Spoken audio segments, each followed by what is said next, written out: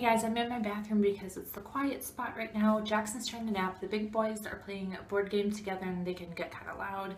So I thought I'd come in here and do this.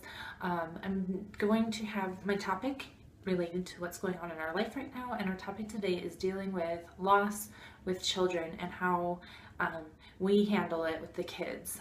Loss of a loved one, loss of a pet, etc., etc. And I'm just going to talk to you about this whole situation with Lucky and how we handled it with our kids. Now our kids are 3 years old, 9 years old, and 11 years old, so they're kind of each at a different level of maturity and everything and understanding. So as far as Jackson goes, Jackson actually came with me to the appointment because I didn't have a sitter for him and I needed to get Lucky there kind of quickly. The big boys were in school. I called my mom and said that I would be gone when the boys got home from school, so I would appreciate it if she could come to my house to meet the boys. Otherwise, I would have to wait or go pull them out of school and such. So she did that. At this point, I really didn't know if we would be putting Lucky to sleep, so I was kind of really hoping that we could get him on some sort of medication, and that obviously didn't end up being the case. So, we got there, and on the way there, I made sure Jackson knew that we were taking Lucky to the hospital, the doggy hospital, and that he was very sick, and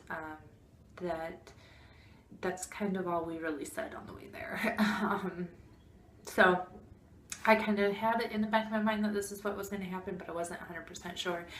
And when we got there, you know, the decision had to be made, and I made it. And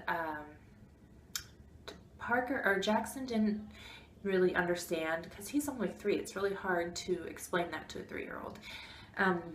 I just told him, like, he overheard me and the vet talking about putting him to sleep, so he thought he was there to take a nap.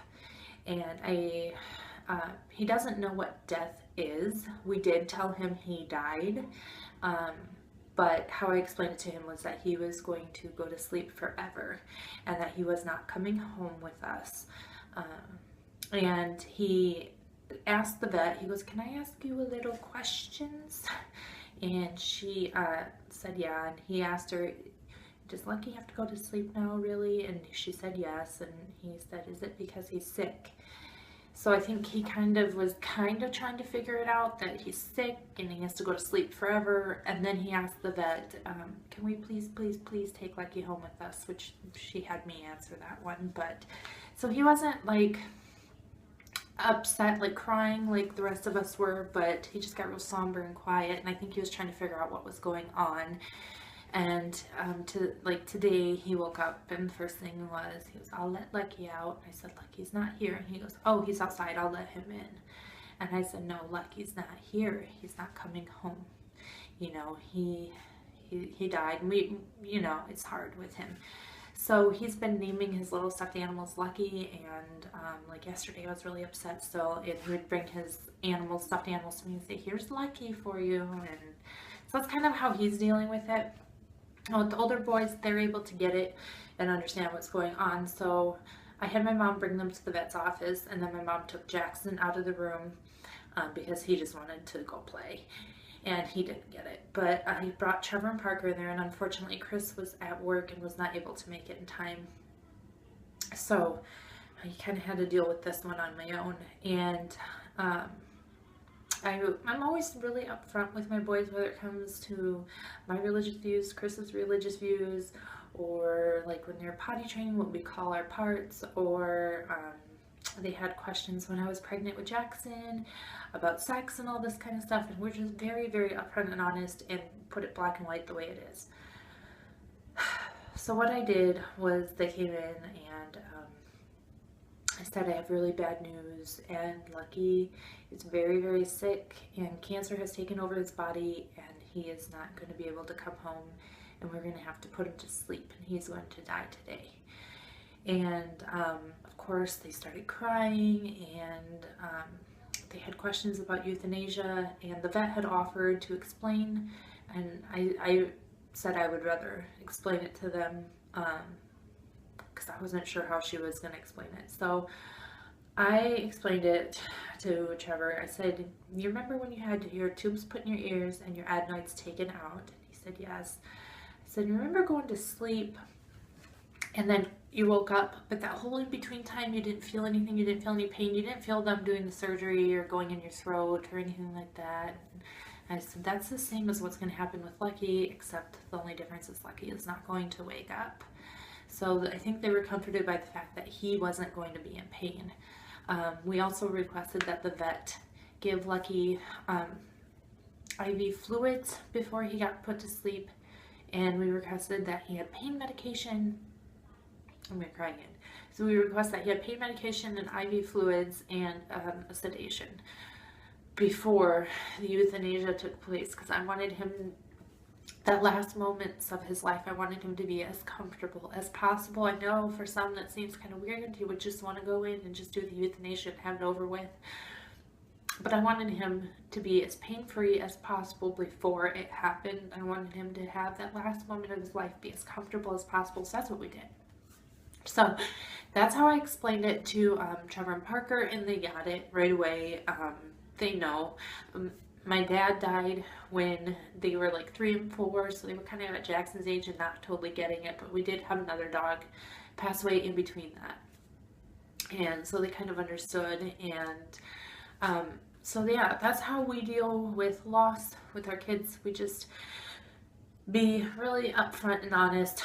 As for like the Rainbow Bridge poem that a lot of you may have heard, or some other poems about loss of pets and such, I don't use that to explain. I know some people do use that to explain to their kids the loss of a loved one or the loss of a pet, but we don't. We go back and read it as like a comfort measure later on, but when explaining, I feel it's very important just to be very almost brutally honest, so that they understand, you know.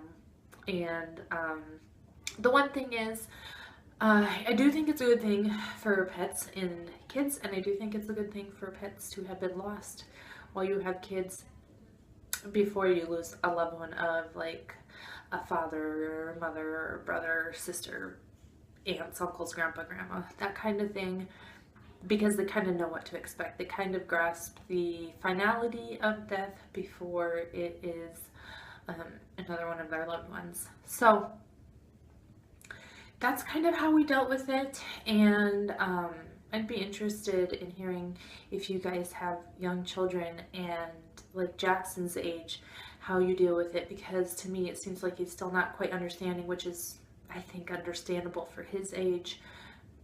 Like I said, he's constantly asking me when Lucky's coming home, and I don't know how to really explain to him any other way other than that he's not, he has died. And yeah. So I am a religious person, so of course I tell the boys that I believe that, you know, we see all our deceased loved ones in heaven when it's our time and all that kind of stuff. But Chris doesn't have the same beliefs as me, but he hasn't really been vocal about his beliefs to the boys during. Anyway, now my video capacity of my phone is full almost, and it keeps cutting me off. My battery is dying, so I'm gonna go and hopefully from here on out my videos get a little bit more upbeat. I appreciate you guys understanding, because this is a really hard time for me. I am really having an emotionally hard time with this. I was really close with Lucky, and he was just like my baby, you know. He was almost like a fourth child to me. So I am having a hard time with it, but I have a bunch more videos planned for August, for VLOGUST coming up, Veda, whatever you want to call it. This is just a little hiccup here, and yeah. All right, guys, I will talk to you